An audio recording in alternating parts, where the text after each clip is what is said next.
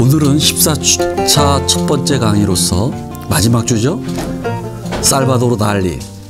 살바도르 달리는 이제 살바도르 달리를 하기 전에 두세 가지 좀 살바도르 달리의 그 일생에 대해서, 생애에 대해서 몇 말씀 드릴 게 있습니다. 첫 번째는 요 20세기 초에 말이죠. 전반기에 세계 역사를 흔든, 회화사를 흔든 세 사람의 인물이 있습니다. 스페인 태생에. 첫 번째가 피카소입니다. 두 번째가 지난 시간에 했던 호안 미로였습니다. 그리고 이제 세 번째가 달리가 나타납니다. 근데 이 사람들이 각각 10년 차이씩 됩니다. 나이가 10년 차이씩 되는데 이 세 사람이 또 동시에 파리에 와서 활동을 해요. 그래서 파리에서 서로 만나기도 하면서 서로가 서로에게 영향을 줍니다. 이것이 이제 살바도르 달리가 스페인의 현대 화가의 3대 화가 중에 하나라는 것이고, 두 번째는 우선 여기부터 좀 해봅시다. 무엇이냐면은 이 사람이 뭐라 그랬느냐 하면은, 이 사람은 정말 부모님이 이 달리 자신을 약간 정신병적으로 만들어 버렸어요. 그 중에 하나가 이 살바도르 달리라는 이름은 자기 형의 이름입니다. 그 무엇이냐면 살바도르 달리를 낳으려고 낳은 게 아니라 형이 죽습니다. 살바도르 달리라고 이름을 가지고 있었던 형이 이른 나이에 죽어요.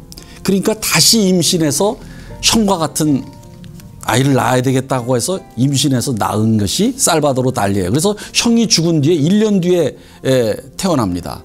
그런데 그 동생에게 죽은 형의 영혼의 이름을 그대로 붙여줍니다. 그러면서 너는 형같이 돼야 된다, 형같이 돼야 된다 합니다. 그래서 평생 동안 형과 아버지의 망령에 사로잡혀 있었어요. 그리고 이 사람은 스스로가 파라노이아고, 근데 뛰어난 점은 무엇이냐면은 이제부터 제가 말씀드리려고 하는 것이, 이 사람은 자기의 방법론을 만듭니다. 자기가 파라노이아 편집증이었는데 그것을 어떻게 하느냐 하면은 이렇게 이 사람이 명명을 합니다. 편집증적 비판적 방법이라. 그러니까 파라노이아 크리티컬 메소드라는 방법론을 만듭니다. 그럼 이것은 어떤 방법론이냐 하면은, 초현실주의 지난 시간에 미로를 할 때 했죠. 초현실주의는 간단히 말씀드리면 무엇이냐면 그 무의식적인 것이 의식에 나타날 때 그냥 있는 그대로 자유현상에 의해서 그것을 있는 그대로 써가는 겁니다. 아주 그냥 가감 없이. 그리고 꿈에서 본 풍경이나 이미지 같은 것을 그대로 있는 그대로 그리는 겁니다. 그런데 그러한 자동기술법에 달리는 반대를 합니다. 왜 그러냐면은 무엇이냐면은, 그러니까 자동기술법은 자유현상을 있는 그대로, 떠오르는 생각과 이미지를 있는 그대로를 그리는 것이 바로 초현실주의의 가장 기본인 자동기술법이라고 한다면, 달리의 초현실주의는 무엇이냐면은, 그것을, 이 사람이 파라노이아니까, 편집증이니까 편집증적으로 뭐 생각이 무지하게 많고 편집증적인 이미지가 무지하게 떠오르는 거예요. 환각도 떠오르고. 그것을 있는 그대로 하는 게 아니라 그것을 비판적 시각에서 다시 한번 걸러가지고 예술적으로 승화시킨다, 이렇게 되는 겁니다. 그러니까 서로 어울리지 않는 두 가지 단어가 그대로, 이 사람에게는 그대로, 이 자동기술법 나왔죠? 자동기술법. 그러니까 붓 가는 대로 그리고 쓰는 건데, 편집증적 비판적 방법은 이 파라노이아와 크리티컬이라고 하는 두 어울릴 수 없는 두 단어를 결합시킨 방법론을 달리가 만든 겁니다. 그러니까 이 사람은 자기의 파라노이아를 일종의 예술적으로 승화시킨 거죠. 이 방법론에 의해 가지고. 그러면서 이 사람이 스스로 치유가 된 것 같아요. 여러분들 요즘에 와가지고는 현대의 뭐 정신의학이라든지 정신분석에 따르면 그 현대 정신분석가인 락강이라는 사람이 있었습니다.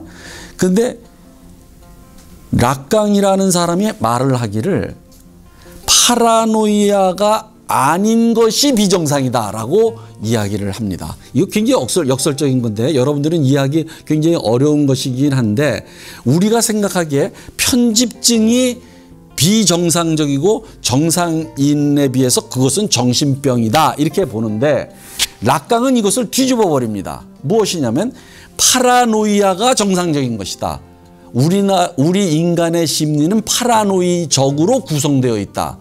그런데 파라노이적이지 않고 너무나도 안정되어 있고 그리고 너무나도 완벽하면은 그것이 비정상이다. 이렇게 이제 거꾸로 얘기를 합니다.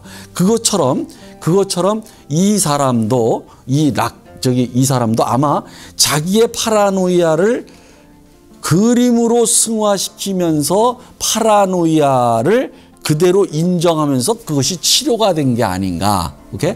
치료라는 것은 파라노이아로부터 벗어나는 게 아니라 파라노이아가 곧 예술이라고 하는 것을 이 사람은 이제 깨달은 거 아닌가 하는 생각이 듭니다. 이 부분은 굉장히 어려운데 그래서 여러분들에게 말씀드리기를 이것은 아무튼 편집증이라는 말과 비평이라는 말을 서로 어울릴 수 없는 두 단어를 하나로 합침으로써 무엇이냐면 자동기술법은 비평이 들어가지 않는 겁니다.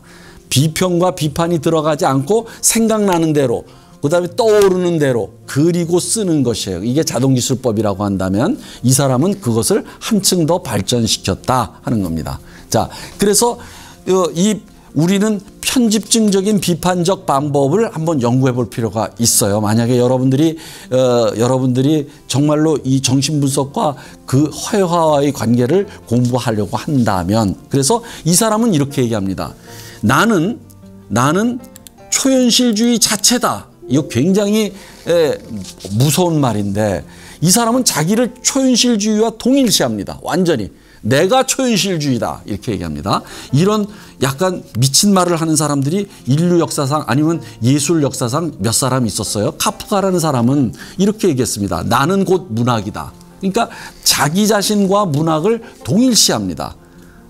모차르트는 나는 곧 음악이다라고 말했지만 그런데 그 사람들이 다 천재네요, 보니까. 아이고, 그러면 미친다고 말하면 안 되겠네요. 그렇죠? 자, 아무튼 이 사람은 초현실주의의 자동기술법을 자기식으로 발전하면서 자기가 곧 초현실주의다라고 말한 사람입니다.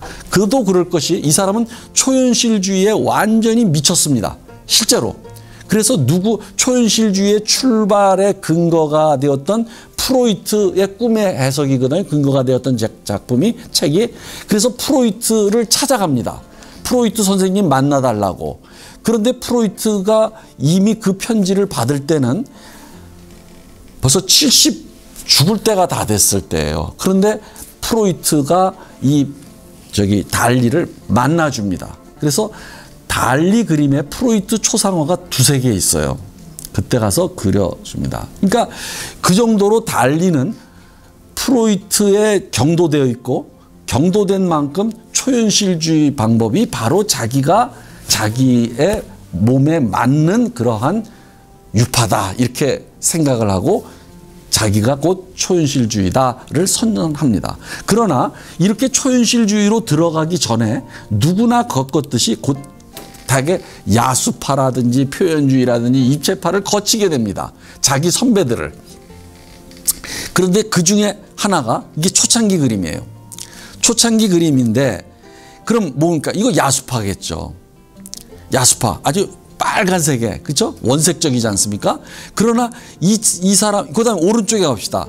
그런데 이거는 약간 초현실주의가 들어가 있어요. 들어가 있긴 한데 원색적이라면서 마티스, 그러니까 야수파를 연상시키는데 뭐예요? 목이 잘렸습니다. 목이 길어요. 마치 모딜리아니 그림처럼 목이 길어요. 근데 이 목이 완전히 잘린 것처럼 나타나지 않습니까? 마치 그러니까 처형당한 사람의 머리 부분만인 것 같아요. 그러면서 얼굴도 시퍼러둥둥한 게 아주 물에 떠 있는 듯한 느낌이 들고 그런 것이 아주 뭐랄까 괴기스러웁니다. 약간 초현실주의 냄새가 나죠. 그러나 그것을 제가 말씀드리려고 하는 게 아니라 이 이제라프의 자화상이 야수파적으로 그렸는데 요런 특징이 이 사람이 계속 나타나요. 무엇을 그리냐면 자 봅시다. 다음 그림을 한번 보세요. 이렇게요. 이 오른쪽 그림이 굉장히 유명한 그림이에요. 그래서 심리학에서 이 그림을 많이 원용합니다. 이게 그림 치료에서 이 그림을 보고 무엇을 느끼느냐 이런 거 자유현상을 하게 하기도 하고 그럴 겁니다. 아마 이 오른쪽 그림이에요. 그런데 이 여자가 등을 돌리고 있네요. 그러면 아까 그것은 어떤 거냐? 아, 창밖과 창문 안의 방 안에서 무엇이 공통적입니까? 창문 바깥의 풍경을 바라보는 거예요. 이것도 문 밖의 풍경을 그리고 있는 거죠. 그리고 붓질이 거칠어요. 이런 붓질이 거친 것은 누구의 영향일까요? 뭉크의 영향일 겁니다. 뭉크의 표현주의에. 자, 넘어갑시다. 자, 이거 봅시다. 그럼 여러분들한테 하나 힌트를 줄게. 이건 왜 그럴까요? 이건 왜 그럴까요? 여러분들 제가 만회를 할 때 이거 했습니다. 만회를 할 때 창밖을 자주 내다보는 사람은 창을 중심으로 저 세계를 동경하는 겁니다. 그것을 피안의 세계라고 그러죠. 그러니까 피안의 세계를 이상적인 세계를 동경하는 사람이에요. 그런데 저 창밖을 내다보지 않고 이쪽을 바라보는 사람들은 뭐냐면 이승에 만족하고 현실에 그대로 충실한 사람들입니다. 현실주의자예요. 따라서 이 그림은 이런 그림을 많이 그린다는 것은 무엇을 의미할까요? 아, 달리가 에그조티즘, 그러니까 저 멀리 저 세상, 그러니까 어떤 그런 것들을 동경하고 그런 것들을 그리워하고 있다라는 것을 알게 됩니다. 오케이? 자, 근데 여러분들 이 왼쪽, 이거 시간이 이렇게 가면 안 되는데. 자, 이 왼쪽 그림에서 뭔가 이상한 걸 발견한 것 같지 않습니까, 여러분들? 이것도 창문에서 바깥 건물을 내다보는 거예요, 이번에는요. 건물을 내다보는데 이 건물이 이 여자의 어깨와 연결되어 있을 정도로 평면적으로 보이지 않으세요, 여기가? 그러니까 어깨에 완전히 와 있어요. 평면적으로 되는 바람에. 그 다음에 여러분들 이 의자를 잘 보십시오. 의자가 이게 등바지가 아니라 이게 무슨 바지예요, 이게? 팔걸이죠, 팔걸이 쪽이죠. 팔걸이 쪽에 등이 와 있어요. 그게 뭔가 삐뚤빼뚤한 것 같아요. 이렇게? 여러분들 잘 보셔야 돼요. 자, 그 다음에 넘어갑시다. 그 다음에 이 사람도 그렇지만 계속해서 뭐냐면 이것은 저편을 내다보면서 이 세상, 이승을 등진다는 뜻입니다. 등을 이승에다가 했어요. 등진. 그러니까 이승에는 별로 뭐랄까 연연하지 않고 저편을 내다보는 거예요. 계속 그렇습니다. 여기 보세요. 자, 이게 뭐야? 비너스와 어린 큐피드예요. 이상하게 어떤 이상한 세계, 이상한 나라에 와 있는 것 같죠? 여러분들 마치 우주에 어떤 이상한 공간에 와 있는 것 같아요. 간단히 말하면 형이상학적인 공간에 와 있는 것 같아요. 사실은 이 형이상학적 공간에 와 있는 것 같이 느껴지게 만드는 것은 이 누구의 영향을 받았냐면 키리코라는 사람이 있습니다. 우리가 지금 다루어야 될 사람이 너무 많아가지고 못 다룬 작가들이 지금 많이 벌써 나왔죠. 말레비치도 나왔고 그 다음에 나왔습니다. 키리코라는 사람이 있습니다. 이탈리아의 형이상학파라고 하는데 그 사람의 영향을 받은 거예요. 그리고 이것은 또 여기서 잡읍시다. 여기에서 이제 이것도 미로의 비너스입니다. 비너스인데 요게 큐피드가 막 장난 놀아요. 요것은 누구의 그림을 연상시키느냐 하면은 와토의 저기 비너스와 큐피드라는 그림이 있습니다. 근데 문제는 요게 이게 비너스예요. 요 놈이 아무리 엄마한테 엄마 놀아줘 라고 요 큐피드가 에로스가 막 하더라도 비너스는 모른 척하고 뒤를 봅니다.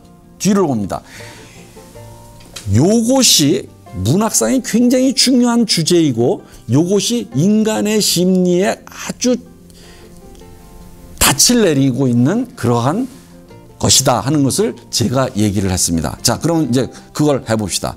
아무튼 요걸 넘어가기 전에 달리의 모든 여자는 이쪽을 등지고 저쪽을 바라보고 있어요.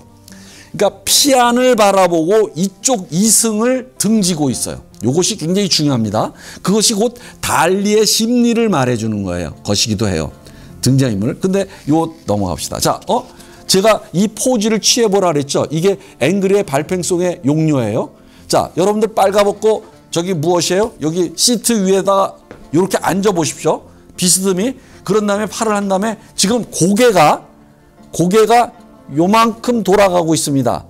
120도로 돌아가고 있어요. 돌아가면서 어디예요? 여기 눈초리가 안 보여. 근데 이 자기 등을 바라보는 남자를 의식하고 있다는 것이 금방 드러납니다. 그렇죠? 그래서 동일시해야 돼요. 여러분들이 화장을 하거나 할 때 항상 이런 식입니다. 누군가가 나를 봐주기를 바라면서 자기를 누군가가 바라보는 것을 거북해 하면서 그 시선을 의식해요. 요게 만레이의 앵그르의 바이올린입니다. 요게 앵그르의 그림을 더 자기식으로 특징화한 거예요. 이 여자는 특히나 요게 시선이 보이죠. 얼굴이 딱 돌아가서 이렇게 쫙 보이는 겁니다. 쫙 보여. 그러니까 여기다가 여러분들 여기다가 뭘 해요? 타투를 하죠. 타투, 문신. 왜 여기다 하는 건지 아십니까? 여기 바로 만레이가 그 심리를 그렸어요. 뭐예요? 봐달라고. 그러니까 여러분들 타투가 다 누군가가 자기 자신을 보는 심리를 보아주기를 바라는 심리가 욕망이 가미되어 있는 겁니다. 그걸 했죠. 그러니까 이 사람도 바로 앵그르의 그런 포즈처럼 이렇게 돌리고 있는 거예요. 자, 자기 아들인 큐피드가 놀아달라고 하는데 큐피드에게는 관심이 없어. 그러면서 딱 해. 모든 여자들은 다 이렇습니다. 자식한테 관심은 가 있지 않고 어디로 가있습니까? 이러한 여성의 심리를 가장 잘 처음부터 그림으로 그리기 시작한 게 티치아노의 거울을 보는 비너스다. 거울을 보는 비너스, 큐피드 둘이서 막 놀아달라고 사진도 거울을 보여주면서 이 세상에서 어머니 보세요. 어머니가 제일 예뻐요. 라고 어머니에게 거울을 들이대는 거예요. 큐피드가. 그런데 이 비너스는 거울을 보면서 자기를 보지 않고 욜리 봅니다. 여기 시선을 잘 보세요. 욜리 봐요. 우리를 봐요. 우리를. 자기를 보는 시선을 의식해서 그 다음엔 가슴을 가려요. 오케이? 가슴을 가려. 굉장한 그림입니다. 나는 티치아노야말로 그림에다가 심리학을 최초로 도입한 사람이라고 난 봅니다. 대단한 사람입니다. 여러분들 티치아노를 공부해야 돼요. 자, 그런데 루벤스가 다시 그걸 그림을 그려요. 여기 보세요. 큐피드가 놀아달라고 거울을 하는데 이 사람은 이쪽으로 보면서 이거를 우리 쪽을 보고 있다는 것을 알고 있어요. 이 등 뒤에서 자기를 보는 사람을 의식하고 있다는 것을 알려줍니다. 알겠어요? 대단한 겁니다, 이게. 그러니까 여러분들 그 전통을 앵그르, 그리고 티치아노, 루벤스, 앵그르, 만레이, 그 다음에 무엇이에요? 자, 달리까지 비너스. 비너스는 거울을 볼 필요도 없고 남의 시선을 의식할 필요도 없죠. 미의 여신이니까. 그런데 생각보다는 미의 여신은 아름답지 않습니다. 아름답지 않기 때문에 남에게 아름답게 보이려고 하는 게 비너스예요. 그러니까 여러분들 속아 넘어가지 마십시오. 오케이? 자, 이제 입체주의적 자화상이에요. 이 사람은 할 게 너무 많은데 빨리 해야 됩니다. 자, 입체주의 아시겠죠? 막 엄청난 큰 유리에 그냥 그 수정들의 거기에 자기 자신이 모습이 비친 분석적 입체주의예요. 오른쪽은 무엇일겠습니까? 아까 방금 전에 얘기했던 키리코의 형이상학 파의 영향을 받은 겁니다. 자, 또 넘어갑시다. 이 초창기에는 계속해서 초현실주의로 가기 전에 이런 겁니다. 여러분들 이 그림도 입체파예요. 입체파적이에요. 그런데 놀라운 것이 있습니다. 여러분들 이 그림을 잘 봐야 돼요. 이게 달리는 사실은 한 2시간 해야 되는데 왜 잘 봐야 되느냐면 여러분들 숨은 그림 찾기를 해야 돼요. 요 뒤에 여자 뒤에 어떤 해병이 숨어 있습니다. 요 뒤에. 그러니까 해병이 그 누구예요? 이 비너스를 뒤에서 백허그를 하고 있는 겁니다. 그럼 왜 달리가 이렇게 그렸을까요? 이렇게 그렸을까요? 무엇이냐면 비너스가 이 해병이 자기가 사랑하는 연인인 해병이 뒤에 나타나기를, 오케이? 나타나서 자기를 껴안아주기를. 대단한 이게 심리학이 들어가 있는 겁니다. 자, 오른쪽으로 합시다. 바르셀로나의 인형이에요. 여러 사람이 겹치고 있어요. 근데 이것도 잘 보십시오. 그러면은 여기서 요 여자는 저쪽을 보고 있고 요 여자는 뭐냐면 여기 주황색의 여자는 입을 쭉 하면서 뽀뽀 하는 것 같아요. 그리고 이 뒤에는 뭐예요? 검은 그림자가 있어요. 그러니까 하나의 여자가 인형이지만 이게 여러 층위로 분열되어 있음을 나타납니다. 자, 그런 것이 일단 어디서부터 탐구가 시작되느냐 하면 다빈치부터 탐구가 됩니다. 다빈치의 이 성모자와 성안나라는 이 그림에서 이게 어머니예요. 누가 어머니인지 누가 딸인지 모르겠죠. 쌍둥이 같죠. 그런데 몸이 하나로 붙어 있습니다. 붙어 있어요. 이렇게 한 인간이 분신으로 나오거나 한 인간이 뭐예요? 저기 적어된 거 있지 않습니까? 일종의 분열되는 거예요. 여러분들은 단일한 주체가 아닙니다. 분열된 주체예요. 자, 그러면 여기서 봅시다. 이 브라크도 이제 그런 전통을 이어갑니다. 브라크도 요게 입체파적으로 그렸는데 한 사람 속에 또 다른 사람이 요거 하얀 사람이 있고, 오케이? 또 이 전체 사람을 반대편에서 검은 색으로 그리면서 이게 닮은 꼴인데 피아노를 앞에 두고 있어요. 이런 식으로 서로 닮아가면서 서로가 겹치면서 서로가 분열되고 동일시 되는 겁니다. 자, 이런 거울의 심리, 이제 저는 더 이상 할 시간이 없습니다. 넘어갑시다. 자, 이게 소름이에요. 그러면 이거 표현주의라는 걸 알 수가 있죠. 소름이 끼친다 하는 것을 이런 식으로 물방울이 징그러운 벌레처럼 생긴 물방울이 이렇게 볼록볼록 구멍에서 올라오는 것으로 여러분들 그렸어요. 그럼 이 구멍이 무엇일까요? 땀구멍이죠. 오케이? 땀구멍에서 이렇게 볼록볼록 올라오는 것처럼 여러분들 땀구멍을 갖다가 현미경으로 한번 보십시오. 얼마나 징그러운가. 자, 여기 한번 보십시오. 이게 무엇일까? 사람이 해골이 됐어요. 해골. 왜 그랬을까요? 이게 죽음이에요. 자, 넘어갑시다.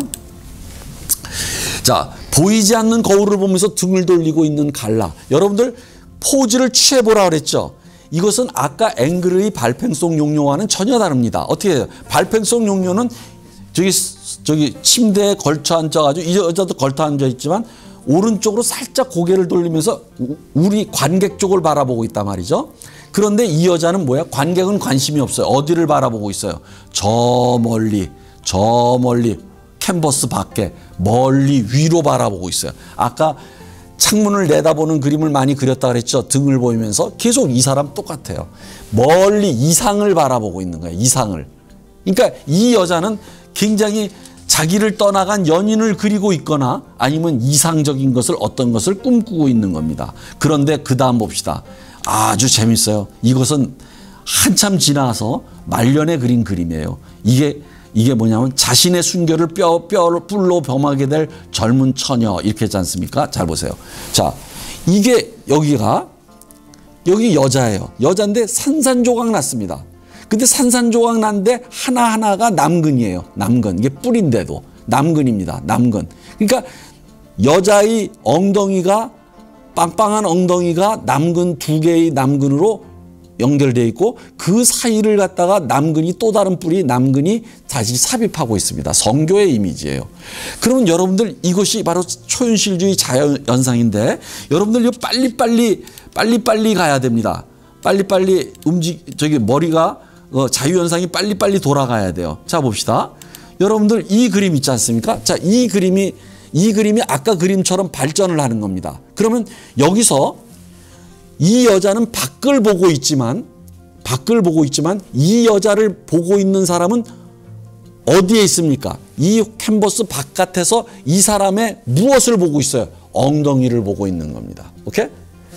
그러면 이 여자는 밖을 내다보면서 자기 엉덩이를 관람자, 관음증자에게 보여주면서 성적인 무엇이에요? 그 유혹을 드러내는 것이죠. 오케이? 드러내는데 여기서는 어떻게 돼요? 이것을 범한다고 나와요. 그러니까 뭐냐면 그것을 이쪽에서 보면서 관음증자가 이 여자를 범하는 걸로 이렇게 이제 발전을 하는 겁니다. 여러분들 아시겠어요? 그러니까 내가 나는 창문을 바깥을 내다보면서 피안을 그리워하고 그리고 있지만 사실은 ong덩이를 현실로 뒤로 내밀면서 엉덩이로서 관람자, 즉 관람자에게 관음증적인 욕망을 느끼도록 하는 것이 바로 밖을 내다보는 여자들입니다. 오케이? 자, 요 심리를 잘 아셔야 됩니다. 요것을. 자, 넘어갑시다. 그러니까 이 사람은 완벽하게 무의식적인 욕망을 초현실주의로 그리고 있어요. 자, 이거예요. 욕망의 수수께끼, 나의 어머니, 나의 어머니, 나의 어머니. 자, 여기에 구멍이 나 있어요. 온 피부에 구멍이 났고 이 전체 중에 또 여기에 구멍이 나 있어요. 근데 구멍 하나하나에 나의 어머니, 나의 어머니 이게 쓰여 있습니다. 나의 어머니. 그럼 이게 왜 욕망의 수수께끼일까요? 그리고 어머니의 이게 전체가 어머니인데 어머니의 머리는 벌레가 좀 먹고 있어요, 지금. 이게 뭘까요? 여러분들 이런 거 있습니다. 소크라테스가 이런 명제를 내세웠어요. 향연에서 뭐라고 내세웠냐면 인간은 지금부터 2500년 전에 향연에서 소크라테스가 말한 겁니다. 소크라테스가 너 자신을 알라고만 말한 게 아니에요. 인간은 자기가 가지고 있는 것을 욕망하지 않는다. 자기가 가지고 있지 않기 때문에 욕망한다. 따라서 욕망은 결핍이다. 욕망은 결핍이고 부족이다. 라고 명제를 아주 정말 명쾌하게 정의를 하고 있어요. 그럼 여러분들 구멍이다. 구멍은 비어있는 겁니다. 그게 바로 욕망이에요. 욕망은 결핍의 빈 공간이에요. 마음의 허전한 공간, 그것이 바로 욕망을 만들어냅니다. 자, 넘어갑시다. 자, 이것은 무엇일까요? 왼쪽 거는 정신분석적으로 고소공포증을 약간 그린 거예요. 고소공포증. 그러니까 여기에 이걸 쫙 그림으로써 여기에 폭포가 있습니다. 고소공포증. 그래서 여기 해골이 됩니다. 자, 오른쪽에 비온 뒤의 격세유전의 흔적. 자, 여기서 보면은 여러분들이 알다시피 방금 전에 설명했듯이 욕망은 무엇이에요? 결핍이 있고 구멍으로 나타나고 빈 공간, 채워지지 않는 빈 공간으로 나타납니다. 그러니까 이 사람은 그 달리의 그림에서 구멍이 나타나면 무조건 그것은 욕망을 표현한 겁니다. 욕망. 여러분들 그런 거 있지 않습니까? 뭔가 그냥 가슴이 허전해, 구멍이 뻥 뚫린 것 같아. 그러면 그것은 욕망하는 순간입니다. 오케이? 자, 그런데 또 하나 재미난 것은 여기에 이 사람 그림에 많이 나타나는 거예요. 무엇이냐면 요거 지팡이가 나타나요. 버팀목. 그러면 이 지팡이는 무엇을 나타냅니까? 내가 잘 걷지 못하니까 지팡이를 짓죠. 그죠? 그럼 지팡이는 뭐냐면 결핍을 부족감을 부실함을 떠받쳐주는 지지대죠. 지지대. 따라서 이것은 이미 부족을 함축하고 있는 겁니다. 부족. 여러분들 정신의학적으로는 부전이라고 그러죠. 기능이 제대로 작용하지 않는 것. 그런 것은 결국 욕망과 연결이 되는 겁니다. 그런데 여기서는 마치 외계에 온 것처럼 신비스럽게 보여요. 그러면 이것을 우리는 달리는 욕망의 신전을 그리고 있는 겁니다. 욕망의 신전처럼. 자, 넘어가세요. 자, 이거 봅시다. 이 왼쪽 그림을 보세요. 저물어가는 밤의 그림자. 여러분들 이거 어디서 본 것 같지 않습니까? 사막에서 이렇습니다. 사막 또는 화성의 표면. 오케이? 아주 인간과 생물은 하나도 없는 일종의 시간이 끝난 것 같지만 시간은 전혀 끝나지 않은 그런 공간에서 태양에 의해서 무엇이에요? 그 바위가 그림자를 들이우는 그런. 그러니까 우리가 마치 형이상학적인 우주의 어떤 황량한 공간에 와 있는 것 같아요. 그러니까 뭔가 씁쓸하죠. 자, 오른쪽에 봅시다. 이게 기사의 죽음이에요. 기사 그러면 누굴까요? 이거 분명히 여러분들 돈키호테지 뭐 돈키호테. 오케이? 돈키호테가 그런데 해골을 그렸어요. 그런데 무지개가 있어요 또. 웬 무지개예요? 이게 뭘까? 어울리지 않아. 완전히 돈키호테를 그린 겁니다. 그런데 여러분들 모든 여행은 죽음에 이르고 그 죽음은 사실은 목표 지점에 맨 마지막 지점에 있는 것이 아니라 이미 우리는 죽음의 여행을 하고 있는 겁니다. 산다는 것이. 그런 식의 이게 기사의 죽음이다. 넘어가자.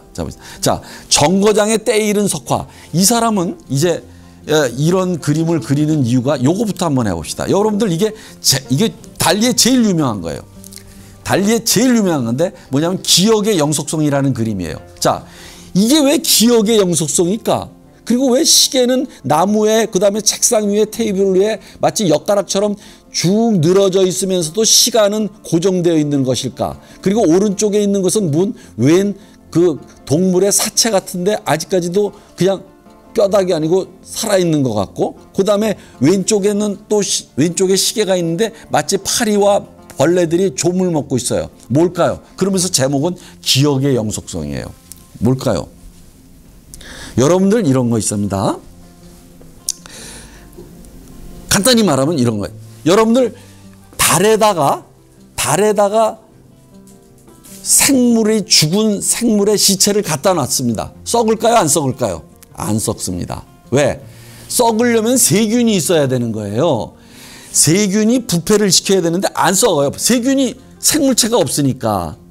그러니까 거기는 죽은 순간 이후로 무엇이에요? 그 죽음의 순간이 영구히 보존이 되는 거예요. 영구히 보존이 되는 겁니다. 그러니까 무슨 말씀이 그것을 그린 거예요. 그것을. 그래서 우리나라 말에 이런 말이 있지 않습니까? 우리나라 말에 이런 말, 야 애들이 좀 막 서두르고 그러면 야 시간이 좀 먹냐? 이런 말 있죠. 그것을 그린 거예요. 시간은 좀 먹지 않습니다. 원래 좀 먹지 않아요. 그런데 여기다가 좀 먹는 것처럼 그렸죠? 근데 좀이 안 먹어요. 이 사람이 우리나라 격언을 알고 그린 것 같아, 달리가. 시간이 좀 먹냐? 좀 안 먹지 않습니까, 지금? 그러니까 이렇게 해야 돼요. 우주적인 시간은 좀이 안 먹어요. 왜? 생물체가 없기 때문에 썩지 않는다는 겁니다. 그래서 시간의 연속성이에요. 그러니까 우주에다가 시계를 하나 갖다 놓으십시오. 화성에다가. 그러면 그 시계가 10,000년, 10만 년, 100만 년이 지나도 그건 계속됩니다. 그 시간에 정지해 있어요. 그러니까 이것이 연속성이다. 아시겠죠? 자, 그러면 이거 봅시다. 이게 석화된 게 바로 시간이에요. 그럼 요것을 봅시다. 매저키스트적인 도구. 이거 참 여러분들 이거 설명하려면 좀 긴데. 자, 봅시다. 이 여자가 지금 문간에다가 자기 젖가슴을 들여내면서 우리로 하여금 관음증적인 욕망을 갖다가 유혹하고 있어요. 그런데 딱 이걸 갖다가 꺼내내는 것이 요런 거예요. 브레이지어가 아니라 요것이 요런 이상 도구예요. 왜 이런 그림을 그렸을까요? 자, 그럼 이제 이거 바쁜데 뭐 나중에 하지 못하면 이렇게. 자, 이거 보세요. 이게 히틀러의 수수께끼예요. 왼쪽 게. 히틀러의 수수께끼인데 여러분들 뭐예요? 이게 전화기 비슷한 건데 전화기에다가 여기는 뭐냐면 요런 게 이거 찝는 거 있잖아요. 그걸 그렸는데 검은색으로 그렸는데 여기서 침을 질질 흘리고 있어요. 여기다 요리를 하는 접시예요. 요게 히틀러를 한 거예요. 히틀러가 말이지, 그러니까 이렇게 탐욕스럽게 하는 그 독재, 입을 딱 벌리고 잡아먹으려고 하는 그런 독재자를 이렇게 표현했습니다. 자, 그러면 요거 봅시다. 요것도 마찬가지. 여러분들 이것이 이렇게 여러분들 주먹을 꽉 쥐고 있고 이 사람이 힝 그러는 이것이 뭐냐면 이것도 전쟁, 그 당시에 전쟁에 암울한 것이 드리워지면서 나치가 등장한 것을 이런 권력을 이렇게 잔인하게 그렇게 묘사를 하고 있습니다. 자, 넘어갑시다. 자, 그러면 이제 여러분들에게 빨리 가야 돼요. 자, 이게 바로 그거예요. 이게 아까 히틀러. 그러면 이게 뭘까요? 그러면 이 여자는 이것을 브레이지어로 벗으면서 우리에게 자기의 젖가슴을 보여주면서 관음증적인 욕망을 유혹해요. 그러면서 동시에 자기의 브레지어인 그 일종의 이렇게 뭐랄까 팬찌처럼 생긴 것을 밑으로 넣습니다. 그것은 뭐냐면 너희들이 나를 이렇게 폭력적으로 하려고 하지, 범하려고 하지, 이런 것을 나타내는 겁니다. 그러니까 여러분들 빨리빨리 이것을 넘어가야 됩니다. 빨리빨리 그것을 느껴야 됩니다. 자, 이거 봅시다. 섹스 어필 유령이에요. 자, 이게 무슨 내장이 다 드러나고 있는데 무슨 섹스 어필입니까? 예, 섹스 어필입니까? 그리고 여기에 지팡이가 지어져 있어요. 자, 그러니까 이 모든 것은 아까도 말씀드렸지만 욕망의 인간, 욕망하는 인간의 그 뭐랄까 끔찍함 또는 더러움, 그런 것들을 형상화하고 있는 겁니다. 얘가 보고 있죠. 예. 자, 넘어갑시다. 지금 너무 자세히 설명할 시간이 없어서 그래요. 근데 이 사람은 설치 미술도 했어요. 여러분들 이 그림 딱 볼 때 이게 여자의 루즈를 바르는 입술이네. 이게 소파예요. 되게 재밌죠? 근데 이 소파는 어디에 있었느냐면 여러분들 지금 이게 여자 얼굴처럼 보이죠? 오른쪽 그림이. 아니에요. 이거 실제적으로 무엇이에요? 실제적으로 거실이에요. 이게 거실. 여기 요 머리카락은 이게 커튼이에요. 커튼을 이렇게 하고 요 거실에다가 이렇게 턱처럼 이렇게 계단을 만들고 여기 입술 부위에다가 요걸 갖다 놓고 그다음에 코가 있잖아요. 이 코인데 이게 진짜로 뭐예요? 벽난로예요. 이게 벽난로. 그리고 여기 눈이 있지 않습니까? 눈, 이게 여기서부터 빨간색이 이게 벽이에요. 벽에 걸린 그림 2개예요. 눈 그림 2개. 대단하죠. 이게 달리예요. 기분 나쁘죠, 조금. 오케이. 자, 넘어갑시다. 그러면 여기서 왼쪽 거는 안 하겠습니다. 오른쪽 잠이에요, 잠. 근데 전부 무엇이에요? 이것을 이게 지팡이가 받치고 있어요. 그것은 무엇을 얘기할까요? 이 잠은 욕망에 의한 것이고, 그리고 이 자면서 욕망의 꿈을 꾸는 거예요. 그것이 다 떠받침으로 욕망하는 인간을 낳은 겁니다. 자, 넘어갑시다. 자, 이거 봅시다. 이것은 무엇이에요? 여러분들 이게 나르시시즘이에요. 아, 이 그림도 아까 초창기에 그 사람을 겹쳐서 그린 거 있잖아요. 그런 것쯤이나 분신과 그다음에 분열, 인간의 분열을 그린 거예요. 그럼 여러분들 여기서 나르시스가 잘 안 보이죠? 나르키소스가. 여기가 요게 무릎이에요. 요게 머리를 대고 있는 거예요. 요게 팔입니다. 팔이고 요게 물이에요. 물에다가 발하다 보고 있는 거예요. 물에 발 하나를 넣어가지고 이게 나르시스예요. 근데 이 오른쪽에 나르시스가 또 있어요. 마치 이건 어두움으로 그렸어요. 어둡게 검은색으로. 이건 죽음이에요. 그러니까 곧바로 나르시스는 물에 빠진 자기의 이미지를 따라서 물에 빠져 죽지 않습니까? 그러니까 요것이 죽음을 그린 거예요. 그러니까 두 가지가 있냐. 두 가지를 병치시켜서 분열을 한 것이다. 자, 넘어갑시다. 자, 이건 해야 돼. 구운 베이컨 조각과 함께 있는 부드러운 자화상. 여러분들 이거 봐요. 뭐예요? 막 코도 받치고 턱도 지팡이로 받치고 머리도 받치고 그런 것까지는 좋은데 뭐예요? 입술을 뚫었어요. 이걸 뭐라 그래요? 피어스. 그죠? 피어싱. 예? 미쳤죠? 여러분들 이런 거 하죠? 그럼 이게 뭘까? 달리는 이미 이것이 금방 안 거예요. 무엇이냐면 모든 타투와 모든 뭐예요? 액세서리와 이 피어싱은 뭐냐면 욕망의 결핍의 구멍을 메우려고 하는 시도에 불과해요. 이렇게 무슨 말이냐? 채우려고 그리고 떠받치려고 하는 그런 것에 불과하다. 그래서 저는 그것이 보입니다. 이거 굉장히 좋은 작품입니다. 이 그림. 자, 넘어갑시다. 그러면 이것도 또 굉장히 제목이 길어요. 미로처럼. 미로의 후배답게 잠에서 깨기 직전 석류 주변을 날아다니는 한 마리 꿀벌에 의해 야기된 꿈. 아이고 이런. 되게 길죠. 자, 그러면 이거 봅시다. 여기 여인이 빨가벗고 자고 있어요. 이 여인이 꿈을 꾸는 거예요. 이걸 꿈을 꾸는 거예요. 이걸 꿈을 꾸는 거예요. 자, 꿈을 꾸는데 꿈을 꾸면서 이 자세를 한번 보십시오. 약간 왼쪽 다리는 뻗고 오른쪽 다리로 약간 왼쪽 허벅지를 조이면서 약간 오른쪽 발을 갖다가 저 뒤로 옆으로 꼬고 있죠. 이렇게 옆으로 꼬고 있어요. 뭔가 성적인 흥분의 자세입니다. 그러면 이 여인은 어떤 꿈을 꾸고 있을까요? 어떤 꿈을 꾸고 있을까요? 성적인 꿈을 꾸는 거예요. 그러면 여기서 봅시다. 이게 바로 성류. 성류는 대개 여자의 그 성기를 의미하죠. 상징하죠. 그리고 빨이에요. 거기서 빨간색은 뭡니까? 열기예요. 빨간 고기. 물고기가 나와요. 입이 크죠. 그런데 그 빨간색에서 다시 살짝 호랑이가 나와요. 호랑이. 그러니까 연상의 흐름입니다. 연상의 흐름이 딱 나오면서 호랑이 두 마리가 뛰어오면서 총으로 쏩니다. 빵빵 쏩니다. 오케이? 그러니까 이게 장총이 됩니다. 이 장총은 일종의 피니스를 상징하는 것이겠죠. 팔루스를. 뭐 그런 식으로 도식화하면 안 됩니다. 그러나 이렇게 도식화하면 왜 안 되느냐? 재미가 없기 때문입니다. 여러분들 지금 제가 말했던 연상의 순서가 전광석화처럼 따라가야만 이 그림이 확 들어온다는 뜻입니다. 제가 얘기하는 것은. 오케이? 그 연상의 흐름 따라가야 된다. 자, 넘어갑시다.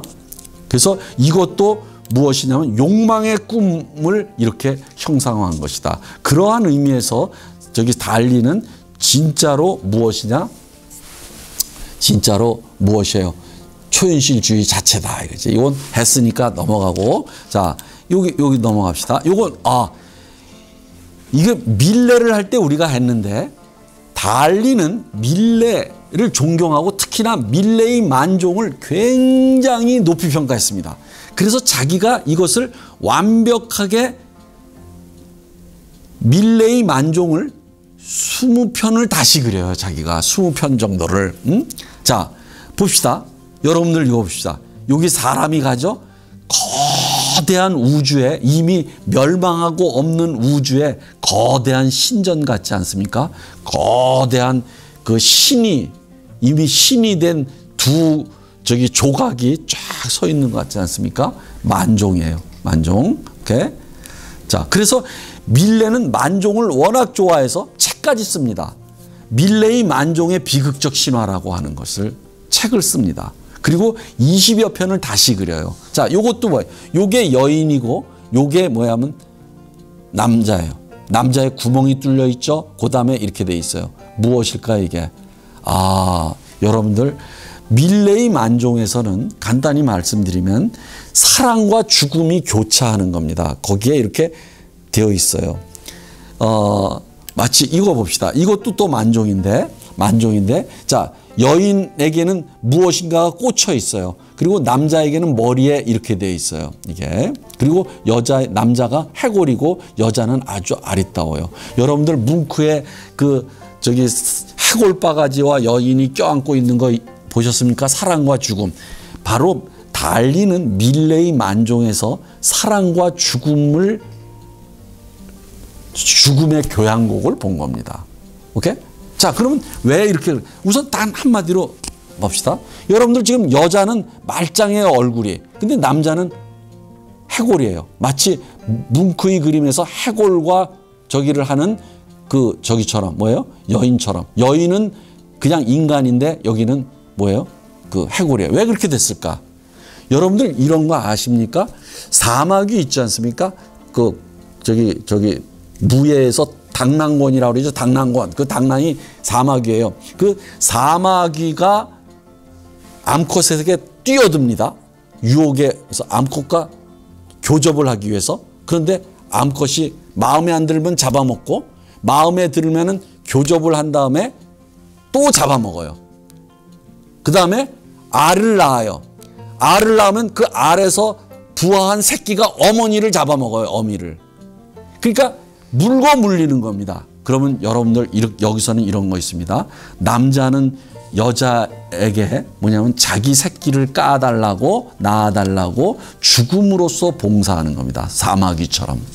이게 너무 설명이 길었어. 이러면 재미가 없어요. 자, 이것도 보십시오. 지금 여기서 요게 갈라예요. 갈라는 달리의 애인인데, 그런데 이게 뭔가 이상하게 불만족스러운 것을 광경을 여기 문 바깥에서 요 문 밖에서 들여다보는 요것이 달리예요. 오케이? 그래서 달리는 무엇으로 변하고 있느냐 하면은, 달리는 아주 묘하게 저게요. 요거 뭐예요? 요거 이상한 개 같은 걸로 변모하고 있어요. 그러면서 약간 분노한 얼굴입니다. 그럼 뭘까요? 요게 바로 아버지예요. 자기 아버지. 그리고 요건 갈라가 뭐 위축되어 있는 거고, 그리고 아버지가 자기 마누라를 야단치는 것을 보고서 요 놈이 달리가 분노하는 거예요. 그리고 그 끝에는, 위에는 무엇이 있어요? 만종이 있는 거죠. 밀레이. 그래서 무엇이냐면 아버지에게 이렇게 얘기하는 것과 같아요. 당신은 밀레이 만종을 아시나요? 이렇게. 자, 넘어갑시다. 자, 밀레이 만종. 자, 이거 봅시다. 그 다음에 이것은 약간 풍자화라는 걸 금방 알겠어요. 우선 요거는 무엇이에요? 사람의 두상이고, 그리고 요거는 나무예요. 근데 요것은 무엇입니까? 핵폭발로 인한 무엇이에요? 먹구름이에요. 그리고 저기에 진짜 핵폭발이 일어나요. 그러니까 저 핵폭발로 우리는 핵구름 모자를 썼고 풀도 모자를 쓴다. 이렇게 이것을 보여주는 겁니다. 그 다음에 여기 원구로 그려진 갈라테아. 여러분들 이 갈라테아가 지금 하늘에 떠 있는데 원으로 그려져 있어. 구로 그려져 있는데, 여러분들 갈라테아가 누군지 아십니까? 여러분들 갈라테아 이거부터 해봅시다. 그러면 갈라테아, 이게 라파엘로의 갈라테아예요. 갈라테아는 그 바다의 요정인데, 아버지의 딸이 50명이 있었는데, 바다의 신인 아버지 딸이 50명, 그 중에서 가장 아름다운 딸이었다고 그래요. 갈라테아. 근데 그 갈라테아가 누구를 아키스라고 하는 젊은 청년, 미남 청년을 사랑하는데, 그 여자를 누가 사랑했느냐면 외눈박이 폴리페무스가 사랑합니다. 그러니까 폴리페무스가 질투에 눈이 멀어가지고 아키스를 죽여요. 죽이고서 그래서 이제 무엇이냐면은 요 갈라테아가 아주 슬퍼하는 그러한 것을 얘기합니다. 이 갈라테아예요. 그런데 요것을 왜 갈라테아를 그렸느냐 하면은, 이 달리도 자기가 사랑하는 여인이 갈라 하나였어요. 이름이 갈라예요. 갈라테아, 갈라. 그러니까 갈라테아를 그림으로써 자기 마누라를 그리는 거예요. 그러면 여러분들 이 갈라테아의 신화가 얼마나 유명하냐면은, 여러분들 알다시피 무엇이냐면은 그 피그말리온이라고 하는 조각가가 있었습니다. 신화적인. 그 사람이 자기가 조각한 여인을 더 사랑해요. 실제 하는 살아있는 여인보다도. 그래서 그 조각한 여인에게 갈라테아라고 하는 이름을 붙여줍니다. 그래서 피그말리온의 여인도 갈라테아입니다. 자, 그래서 아무튼 이렇게 갈라테아를 신비스럽게 그린 것은, 내가 보건대는 달리가 자기 부인이자 애인인 갈라를 갈라테아의 반열에 올려놓는 그런 격이다 하는 것을 알 수가 있습니다. 자, 봅시다. 이거 봅시다. 폭발하는, 이게 성전이에요. 성전.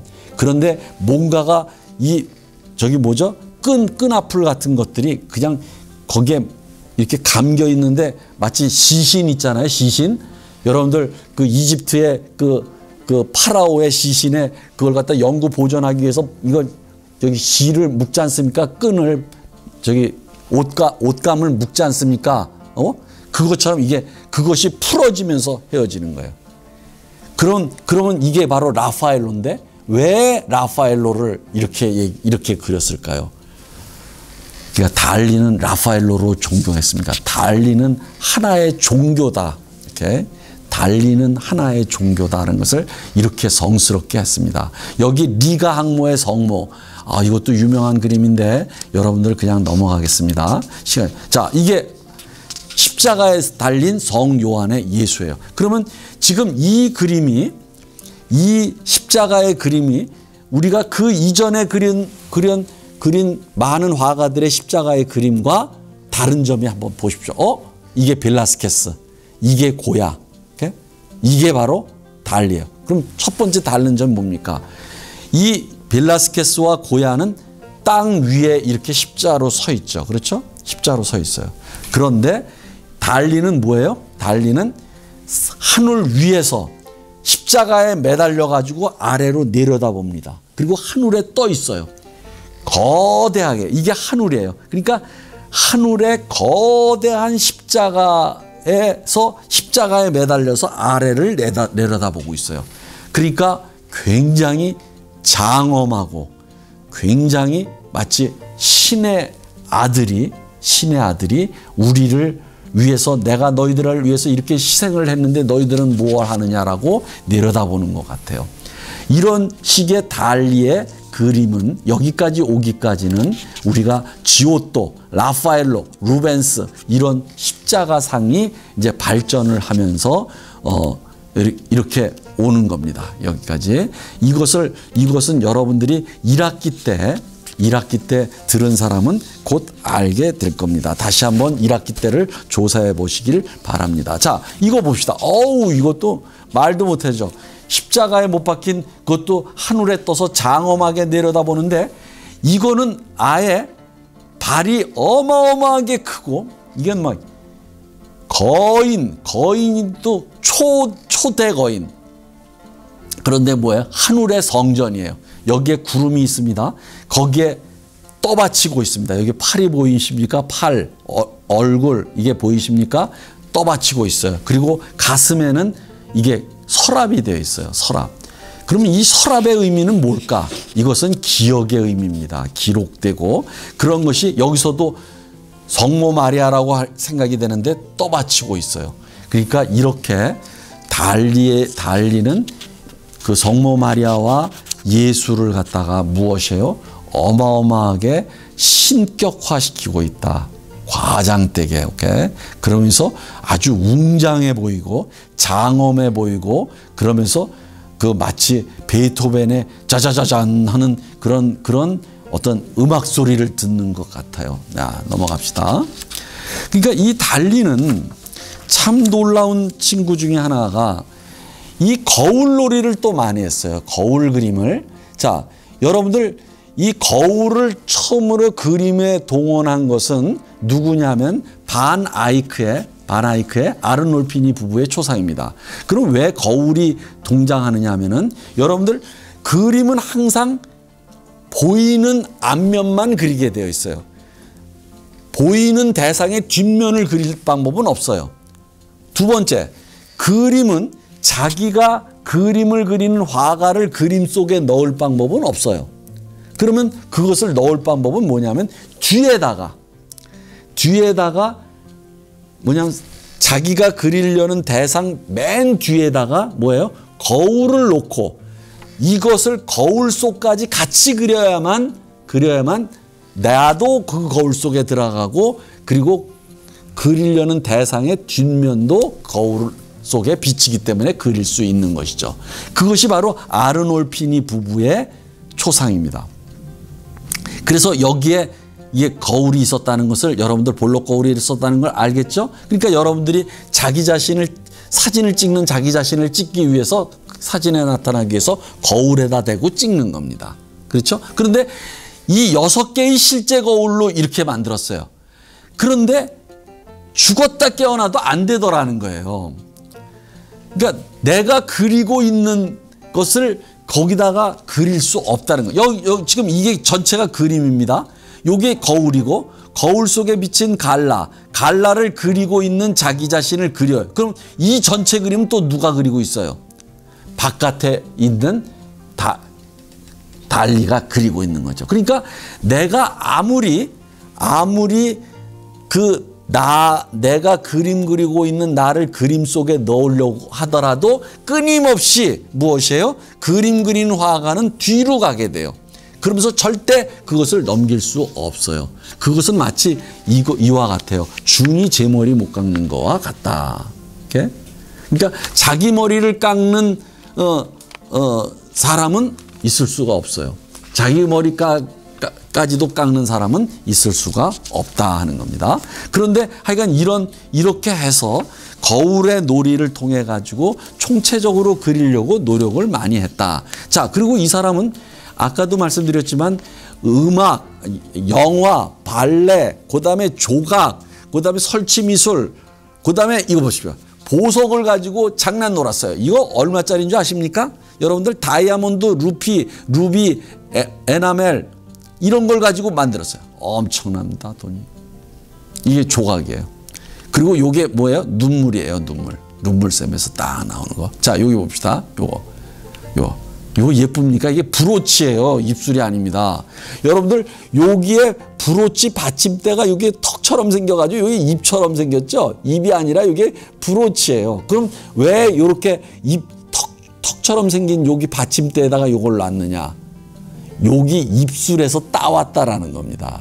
아이디어를 따와서 브로치를 만들었다 하는 겁니다. 오케이? 좀 징그럽죠? 자, 이제 마지막으로 갑시다. 이제 마지막 작품이에요, 거의. 그리고 이 사람은 조각도 했습니다. 바로 시간의 연속성을 갖다가 이렇게 조각을 합니다. 그리고 오른쪽에 있는 서랍이 달린 미로의 비너스라고 하는 유명한 조각품을 남깁니다. 자, 그러면 이게 뭘까요? 내가 아까 있지 않습니까?